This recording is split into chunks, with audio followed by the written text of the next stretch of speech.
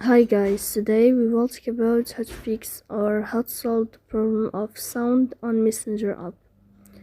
To know how to fix or how to solve the problem of sound on Messenger, you should just go to settings. In the first, you can click on apps and you will enter the Messenger app.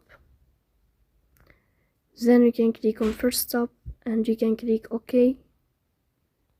After that, you'll enter to the window of storage. Here you can click clear cache. In the end, you can go to Play Store, you can search about Messenger app. If you'll find update in this blue sign, then you can click to update your app to fix that problem.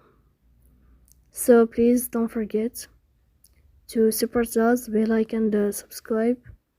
See you next time in another video, and thank you for your attention and your watching.